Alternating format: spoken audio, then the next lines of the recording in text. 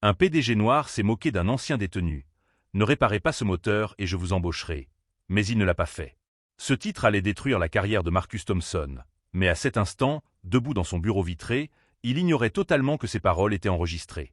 Écoutez bien, détenu, ricana Marcus, son costume à $3000 impeccable, tournant autour du moteur industriel cassé tel un prédateur traquant une proie blessée.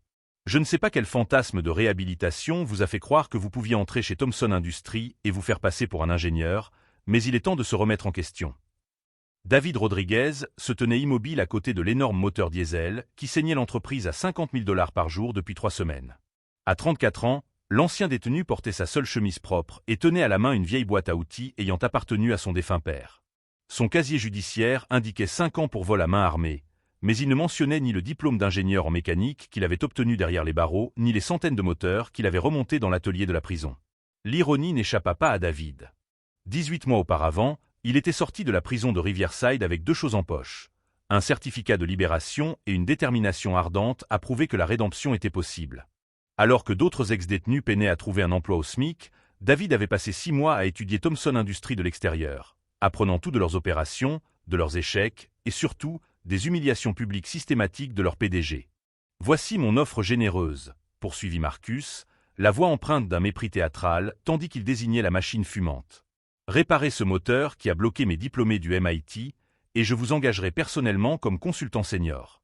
Si vous échouez, et nous le savons tous les deux, la sécurité vous escortera dehors et vous ne franchirez plus jamais le seuil de ma porte. » L'ambiance au bureau était électrique d'impatience. Marcus Thompson avait bâti sa réputation sur ses combats de gladiateurs d'entreprise, transformant les échecs des employés en divertissement pour son entourage. Parmi ses précédentes victimes figurait un docteur de Stanford qui avait mal calculé une projection budgétaire, un titulaire d'un MBA de Harvard qui avait perdu un client et un diplômé de Berkeley qui avait osé remettre en question son style de leadership lors d'une réunion du conseil d'administration.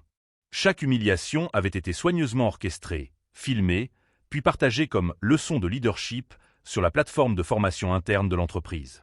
Mais les employés de Thomson Industries étaient lassés de la cruauté de leur PDG.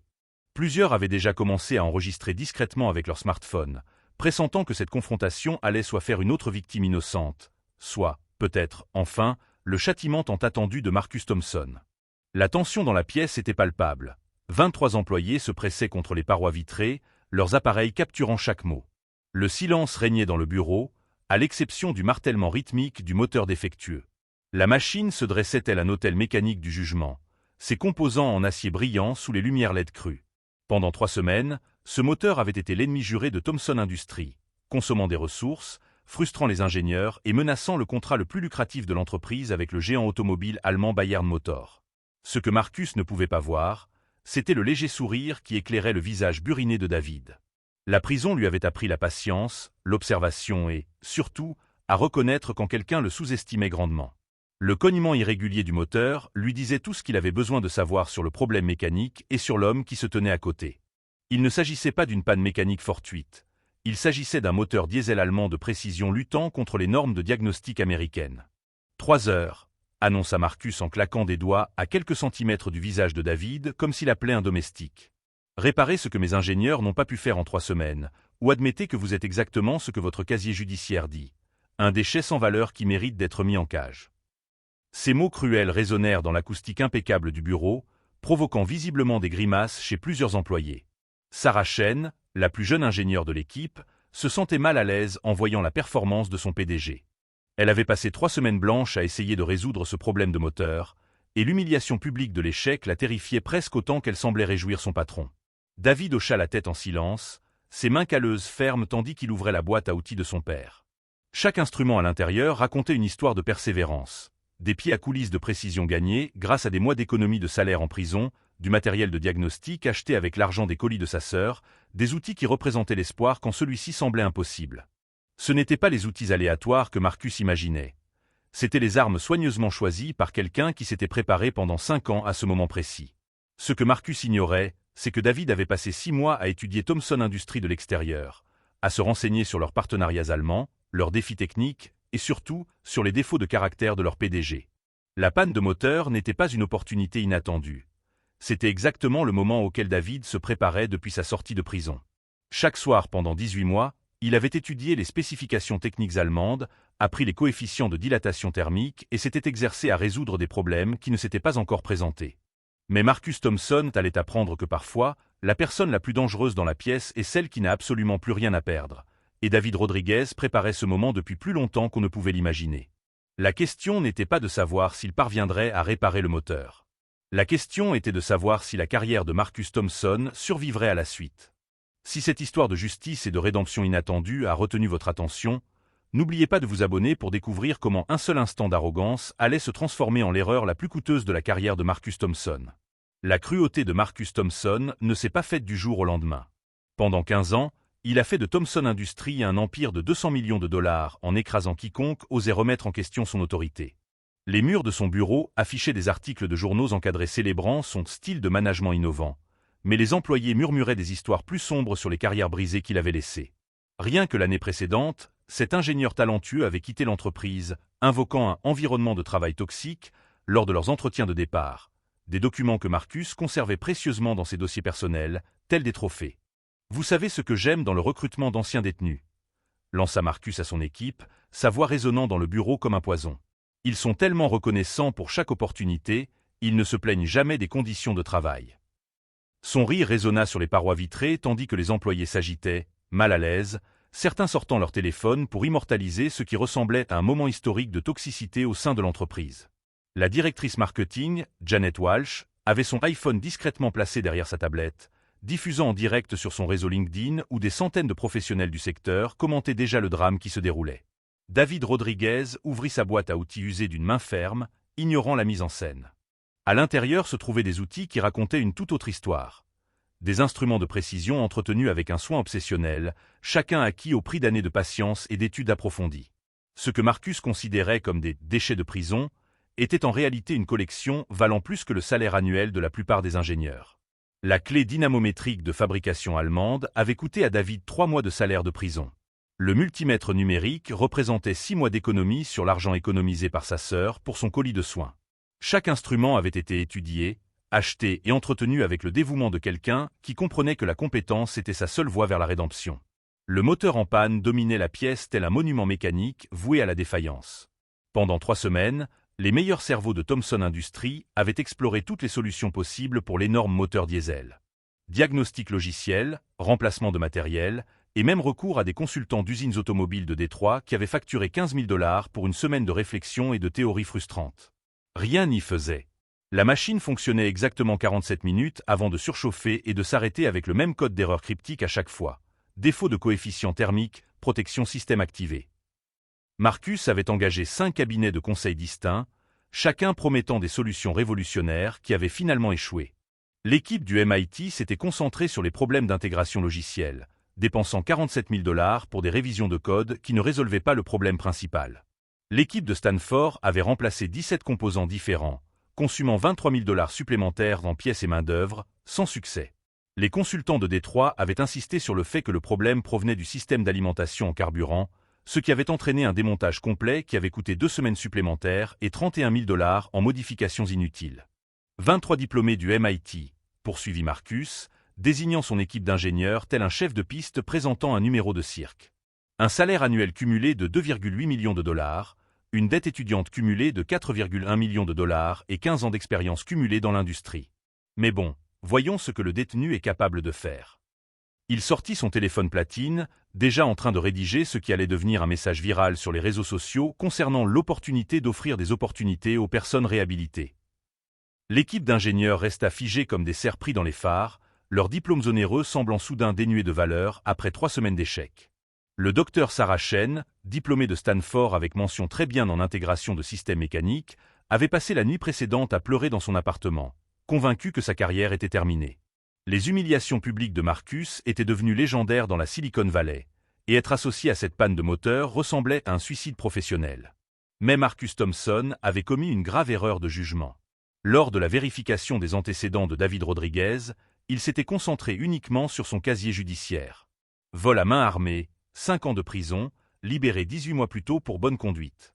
Il n'avait jamais pris la peine d'enquêter sur ce qui se passait entre les murs de cette prison, n'avait jamais entendu parler du cours par correspondance de génie mécanique, n'avait jamais découvert la réputation que David s'était forgée auprès des détenus comme l'homme capable de tout réparer, des machines à laver en panne au véhicule personnel du directeur. La vérité sur les années de prison de David aurait terrifié Marcus s'il l'avait su. L'atelier de la prison de Riverside était devenu son école doctorale, un lieu où les connaissances théoriques côtoyaient le désespoir pratique. Les détenus dont les moyens de subsistance dépendaient d'un équipement en bon état de marche n'acceptaient ni les excuses ni les demi-mesures. David avait gagné le respect par sa compétence pure, résolvant des problèmes qui bloquaient même le personnel de maintenance de la prison. Le chef d'atelier, un ingénieur Boeing à la retraite condamné pour fraude fiscale, était devenu son mentor, lui enseignant des techniques de diagnostic avancées, absentes des programmes d'ingénierie standard. David avait passé ses 5 années à se transformer, passant d'un enfant désespéré ayant pris une terrible décision à un homme bien plus dangereux. Un homme instruit, n'ayant plus rien à perdre et possédant une connaissance approfondie du fonctionnement des systèmes mécaniques.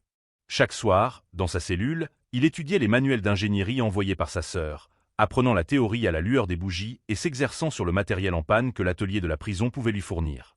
Les manuels d'ingénierie allemands devinrent sa spécialité après avoir réalisé que la plupart des machines de précision provenaient de fabricants européens privilégiant la qualité à la réduction des coûts. 47 minutes, dit David doucement, passant la main sur le bloc moteur comme un médecin examinant un patient. Toujours exactement 47 minutes avant la panne. Sa voix exprimait la confiance tranquille de quelqu'un qui avait diagnostiqué des problèmes similaires dans des environnements où des équipements en panne signifiaient une perte de revenus pour des hommes désespérés. Le timing n'était pas aléatoire. C'était une signature qui révélait précisément ce qui se passait à l'intérieur des systèmes complexes de la machine.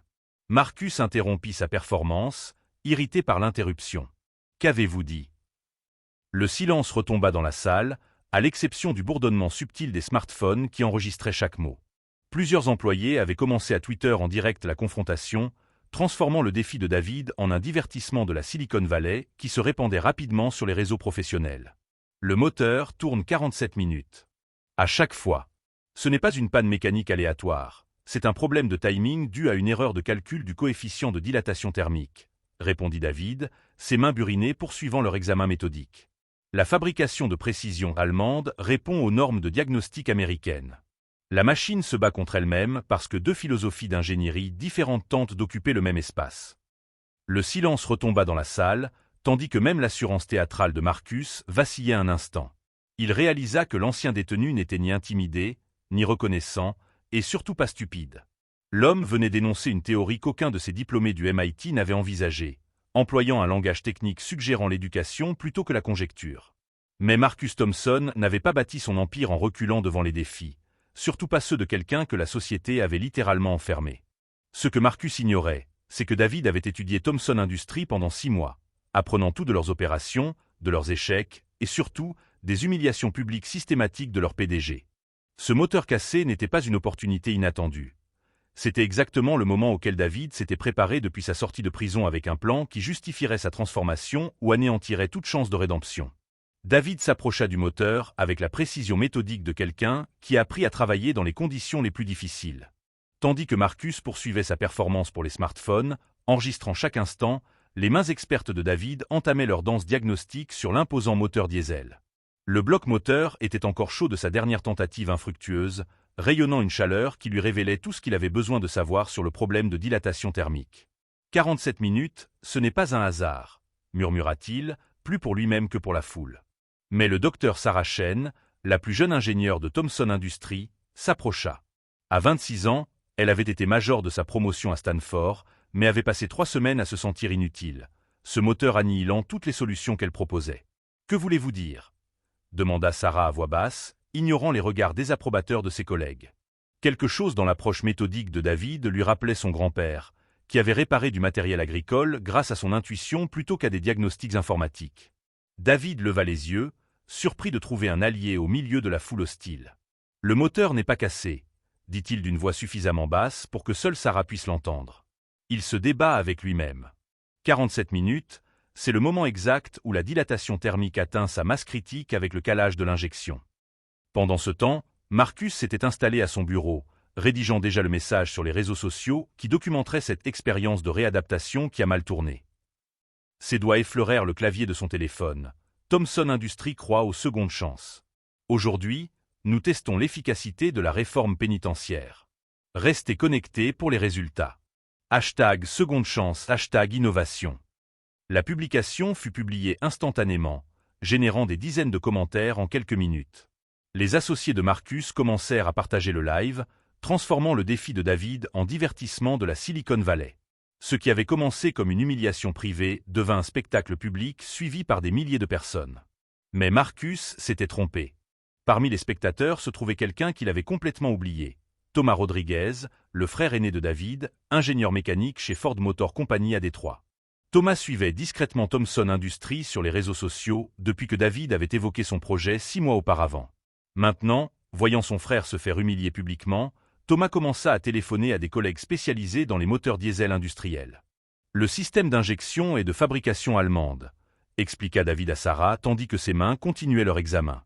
Conçu avec une précision telle que les logiciels de diagnostic américains ne prennent pas en compte ces tolérances. Toutes les 47 minutes, le coefficient de dilatation atteint un seuil critique. Sarah écarquilla les yeux. C'est pourquoi tous nos diagnostics logiciels affichaient des paramètres normaux.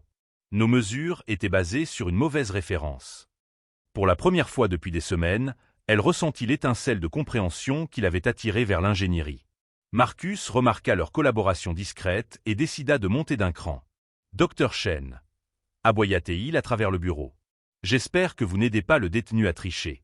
C'est censé être son examen, pas un projet de groupe. » La tension monta dans la salle, tandis que tous les regards se tournaient vers Sarah. Ses collègues observaient avec la fascination gênante de ceux qui assistent à un moment décisif. Mais quelque chose avait changé dans l'expression de Sarah. Après 3 semaines passées à se sentir incompétente, elle avait trouvé quelqu'un qui comprenait vraiment le problème. « J'observe », répondit Sarah d'une voix assurée. « Apprendre de quelqu'un qui voit ce qui nous a échappé. » Ces mots étaient empreints d'une défiance discrète qui fit sursauter plusieurs ingénieurs, mal à l'aise. Le visage de Marcus s'assombrit en réalisant que son humiliation soigneusement orchestrée empirait. David continua de travailler, ses mouvements gagnant en assurance à chaque minute. Il avait trouvé le composant exact à l'origine du problème de dilatation thermique. Un injecteur de carburant calibré selon les spécifications allemandes, mais contrôlé par un logiciel américain qui anticipait des coefficients thermiques différents. La solution serait élégante dans sa simplicité, mais il devait d'abord confirmer quelque chose. « Sarah, » dit-il doucement, « j'ai besoin que vous consultiez les spécifications de fabrication d'origine. Pas celles adaptées à la production américaine, mais les documents techniques allemands d'origine. » Sa demande était teintée de certitude qui lui fit comprendre qu'il ne s'agissait pas d'un dépannage aléatoire. Il s'agissait de quelqu'un exécutant un plan qu'il avait déjà perfectionné. Alors que Sarah se dirigeait vers son ordinateur, Marcus ressentit une première vague d'inquiétude sincère. Le détenu ne tâtonnait pas comme prévu. Ses mouvements étaient trop réfléchis, trop savants. Et voilà qu'il avait recruté l'ingénieur de Marcus comme complice.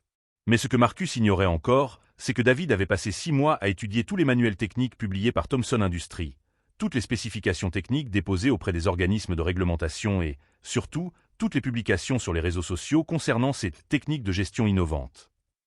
Il ne s'agissait pas d'une salle de réadaptation. Il s'agissait d'une démolition soigneusement orchestrée, planifiée depuis 18 mois. Le moteur garda ses secrets pendant 34 minutes encore. Mais David Rodriguez en avait déjà vu assez pour savoir que dans 13 minutes exactement, la carrière de Marcus Thomson entamerait son compte à rebours final vers la destruction. À 2h37 exactement, David Rodriguez posa ses mains usées sur le panneau de commande du moteur et procéda à un réglage si subtil que la plupart des observateurs le manquèrent complètement. Il tourna une vis de calibrage dans le sens inverse des aiguilles d'une montre d'exactement 3/4 de tour, puis recula tandis que l'énorme moteur diesel s'allumait dans un rugissement qui figea tous les employés du bureau. Ce n'était pas le cognement irrégulier et laborieux qu'ils entendaient depuis 3 semaines. C'était le ronronnement profond et assuré d'une machine parfaitement synchronisée fonctionnant à plein rendement. Les écrans de diagnostic explosèrent de voyants verts pour la première fois depuis l'arrivée du moteur d'Allemagne. Les températures se stabilisèrent dans des plages optimales. Les capteurs de pression indiquaient une compression parfaite dans tous les cylindres. Le sourire narquois et confiant de Marcus Thomson s'évapora comme de la vapeur. Son téléphone platine tremblait dans ses mains manucurées, tandis qu'il regardait les commentaires en direct explosés de discussions techniques. Les téléspectateurs partageaient le flux sur les réseaux professionnels, et des ingénieurs automobiles de Détroit à Munich se joignaient à la conversation avec une admiration réticente pour l'élégante solution. « Impossible », murmura Marcus, mais sa voix résonna clairement dans l'acoustique du bureau. « Nos ingénieurs ont passé 3 semaines. » « Vos ingénieurs ont passé 3 semaines à chercher des problèmes complexes. répondit David, sa voix calme mais avec une nuance qui glaça le sang de Marcus. Parfois, les machines les plus sophistiquées tombent en panne à cause du plus simple oubli. Vos injecteurs allemands étaient calibrés selon des coefficients de dilatation thermique métriques, mais votre logiciel de diagnostic américain utilisait des mesures impériales. Le docteur Sarah Chen se déplaçait d'un poste de diagnostic à l'autre, les yeux écarquillés de stupeur. Le différentiel de dilatation thermique créait des erreurs de calage en cascade toutes les 47 minutes. Le système d'IA effectuait des micro-ajustements constants pour compenser des imprécisions qui n'existaient pas réellement. Mais Marcus n'écoutait pas les explications techniques. Il fixait David Rodriguez avec une horreur croissante, réalisant qu'il ne s'agissait pas d'une simple supposition. C'était quelqu'un qui avait compris le problème dès son entrée dans le bureau. « Vous le saviez », dit Marcus d'une voix à peine plus forte qu'un murmure. « Vous saviez exactement ce qui n'allait pas. » L'expression de David changea et, pour la première fois, Marcus vit quelque chose dans ses yeux sombres qui lui serra l'estomac. Ce n'était ni de la gratitude ni de la surprise, mais la satisfaction froide de quelqu'un dont le plan soigneusement élaboré venait d'atteindre son paroxysme. « Marcus Thompson », dit David en sortant son téléphone et en affichant une application d'enregistrement qui fonctionnait depuis le début de la rencontre. « Laissez-moi vous dire quelque chose sur la réadaptation que vous n'avez jamais pris la peine d'apprendre. » Sa voix résonna clairement dans le bureau, et chaque smartphone présent capta ses paroles pour des milliers de personnes en ligne. Il y a 5 ans, j'ai commis la pire erreur de ma vie. Un vol à main armée. J'étais désespéré, fauché et stupide. Mais savez-vous ce que j'ai fait de ces 5 années de prison? Les yeux de David ne quittèrent pas le visage de plus en plus pâle de Marcus. J'ai obtenu un diplôme d'ingénieur mécanique grâce à des cours par correspondance. J'ai étudié tous les manuels techniques que votre entreprise a publiés. J'ai appris l'allemand pour pouvoir lire les spécifications techniques originales de ce modèle précis de moteur. Le bureau tomba dans un silence absolu, à l'exception du grondement parfait du moteur désormais fonctionnel. Marcus sentit le sol se dérober sous ses luxueuses chaussures italiennes lorsqu'il réalisa l'ampleur de la situation. Il y a 6 mois, j'ai postulé pour un poste d'ingénieur chez Thomson Industries, poursuivit David d'une voix assurée et professionnelle. Ma candidature comprenait mon diplôme, mes certifications techniques et une analyse détaillée de 3 problèmes de moteur différents que votre entreprise avait signalés en ligne. Votre service RH m'a rejeté sans entretien. Citation, antécédents judiciaires incompatibles avec la culture d'entreprise. Sarah Chen haleta bruyamment. Plusieurs employés échangèrent des regards stupéfaits, comprenant qu'il ne s'agissait pas d'une comédie d'entreprise fortuite, mais d'une démonstration de compétence et de caractère méticuleusement planifié. J'ai donc postulé pour le poste de maintenance, dit David, son léger sourire dénué de chaleur. Je voulais savoir si Thomson Industries était vraiment axé sur l'innovation et le mérite, ou simplement sur le maintien de préjugés confortables. Aujourd'hui, vous m'avez tout montré. Le téléphone de Marcus vibra, un appel de son conseil d'administration. Puis un autre.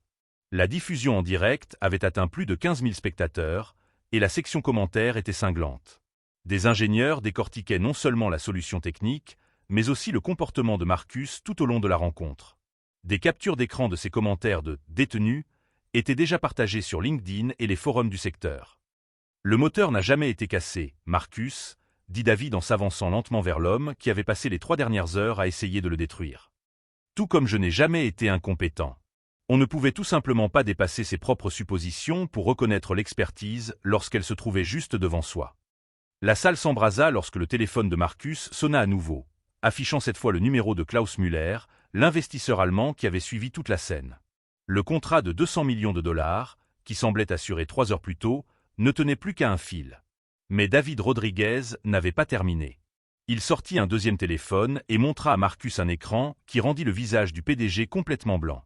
Il s'agissait d'un appel vidéo de groupe avec 12 ingénieurs automobiles, dont Thomas Rodriguez de Ford, le Dr Martinez du MIT et 3 ingénieurs seniors de BMW Munich qui avaient suivi la diffusion en direct. « Messieurs », a déclaré David lors de l'appel vidéo, « je vous présente Marcus Thompson, PDG de Thomson Industries. L'homme qui vient de passer 3 heures a démontré publiquement pourquoi les problèmes d'ingénierie de son entreprise pourraient ne pas être d'ordre technique.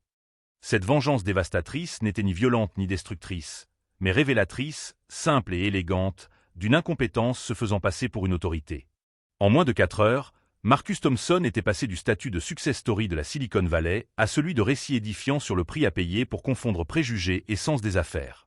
6 mois plus tard, David Rodriguez était assis dans le bureau d'angle qui avait appartenu à Marcus Thompson, examinant les rapports trimestriels qui montraient que Thomson Industries enregistrait la période la plus rentable de son histoire. Le partenariat allemand avait non seulement survécu à l'humiliation publique, mais s'était même développé après que Klaus Müller eut personnellement demandé à David de diriger l'équipe d'intégration technique de leur nouvelle coentreprise répartie dans 3 pays. La transformation avait été rapide et brutale pour Marcus. Dans les 48 heures suivant la diffusion en direct, le conseil d'administration avait convoqué une réunion d'urgence. La vidéo virale avait accumulé plus de 2,3 millions de vues, et des ingénieurs du monde entier avaient décortiqué non seulement la solution technique, mais aussi le comportement de Marcus tout au long de la rencontre. Des publications LinkedIn sur le leadership toxique et les biais inconscients à l'embauche utilisaient des captures d'écran de la vidéo comme exemple de mise en garde que les écoles de commerce incluaient désormais dans leur programme d'éthique. Marcus Thomson, l'homme qui avait bâti sa réputation sur des humiliations publiques, a découvert que le karma en entreprise avait une mémoire parfaite. 3 clients importants ont annulé des contrats après que leurs propres employés ont partagé la vidéo en interne, exprimant leurs inquiétudes à l'idée de travailler avec une entreprise dont la direction faisait preuve d'un tel manque de jugement. La division aérospatiale a perdu un contrat de 47 millions de dollars lorsque le responsable de la diversité de Lockheed Martin a qualifié l'incident d'incompatible avec les normes de ses fournisseurs. Le secteur automobile a perdu 128 millions de dollars de chiffre d'affaires prévu, les constructeurs de Détroit ayant discrètement transféré leur partenariat avec des concurrents. Mais David a fait preuve d'une grâce remarquable dans sa victoire. Une décision qui a surpris les observateurs du secteur qui s'attendaient à une juste revanche. Lorsque le conseil d'administration lui avait proposé le poste de Marcus, il avait accepté à une condition. Il se verrait offrir un poste de consultant pour la moitié de son salaire précédent, avec la possibilité de reconstruire sa réputation par de véritables performances plutôt que par une cruauté théâtrale. Tout le monde mérite une seconde chance, avait déclaré David au conseil d'administration, ces mots empreints de son expérience personnelle. Même ceux qui pensent que les autres ne la méritent pas. L'ironie n'échappait pas à quiconque connaissait la culture d'entreprise de la Silicon Valley.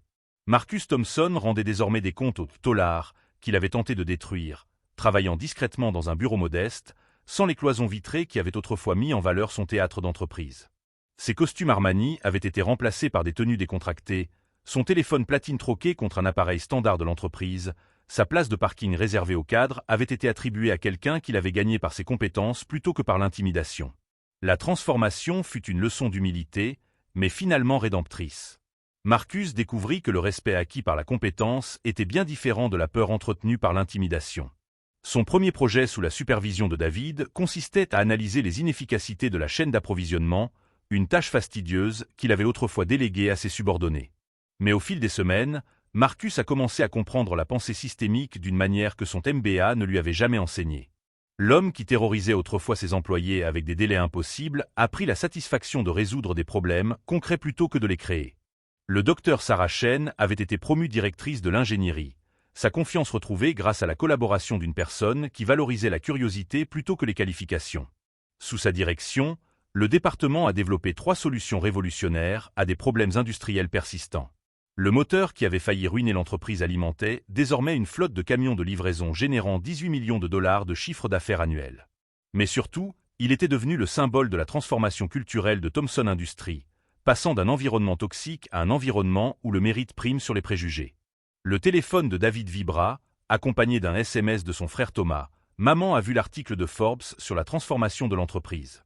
Elle dit que papa serait fier. La boîte à outils usée qui avait autrefois embarrassé Marcus occupait désormais une place d'honneur dans le bureau de David, rappelant que l'expertise se présente sous de nombreuses formes et que l'éducation la plus précieuse se produit parfois dans les endroits les plus inattendus. Les visiteurs du bureau ont souvent posé des questions sur les outils vétustes, ce qui a conduit à des conversations sur les secondes chances et le potentiel caché que la société néglige souvent. La nouvelle politique d'embauche de l'entreprise, rédigée personnellement par David, comprenait une ligne simple qui était devenue la devise officieuse de Thomson Industries. Nous jugeons les candidats en fonction de leur capacité à résoudre des problèmes, et non en fonction des problèmes qu'ils ont résolus eux-mêmes. En 6 mois, ils ont embauché 12 personnes anciennement incarcérées dans différents départements, de la comptabilité au développement de logiciels en passant par la gestion de projets. Les anciens détenus ont apporté des perspectives sur l'efficacité, l'optimisation des ressources et la résolution créative de problèmes que leurs collègues privilégiés n'avaient jamais envisagés. Les résultats étaient mesurables et profonds. Les enquêtes de satisfaction des employés ont montré les notes les plus élevées de l'histoire de l'entreprise. Le chiffre d'affaires a chuté à 3%, contre une moyenne du secteur de 22%. Les indicateurs d'innovation ont grimpé en flèche à mesure que les équipes ont commencé à collaborer plutôt que de rivaliser pour obtenir l'approbation de Marcus. La culture toxique de l'humiliation publique a été remplacée par un environnement d'apprentissage où les erreurs sont devenues des opportunités de croissance plutôt que des munitions pour la moquerie. Les publications industrielles ont commencé à présenter Thomson Industries comme étude de cas sur la transformation des entreprises. La Harvard Business Review a publié l'essai de David intitulé « La valeur cachée des secondes chances », qui est devenu l'un de leurs articles les plus partagés. Les demandes de parole ont afflué lors de conférences à travers le monde, mais David a accepté uniquement celles qui mettaient l'accent sur la réadaptation et la diversité de la main-d'œuvre plutôt que sur son histoire personnelle. Marcus Thomson avait tenté de détruire l'avenir d'un homme, mais avait fini par créer une version plus performante de sa propre entreprise. David Rodriguez avait transformé 5 années de punition en un objectif de toute une vie, prouvant que la vengeance la plus efficace n'était pas de détruire quelqu'un qui vous avait fait du tort, mais de réussir si complètement que vous pouviez vous permettre de l'aider à devenir meilleur qu'il ne l'avait jamais été. Le moteur fonctionne parfaitement maintenant, tout comme l'entreprise. Tous deux avaient juste besoin de quelqu'un qui comprenne que les choses brisées ne sont pas sans valeur. Ce sont des opportunités qui attendent que la bonne personne voie leur potentiel. Parfois, les secondes chances ne changent pas seulement la personne qui les reçoit. Ils transforment la personne suffisamment sage pour les offrir, créant un succès qu'aucun préjugé ou privilège n'aurait pu obtenir seul. Si cette histoire de rédemption et de justice vous a marqué, abonnez-vous à notre chaîne pour plus d'histoires qui prouvent le pouvoir de la persévérance sur les préjugés, et rappelez-vous que chacun a quelque chose de précieux à offrir si nous sommes assez sages pour l'écouter.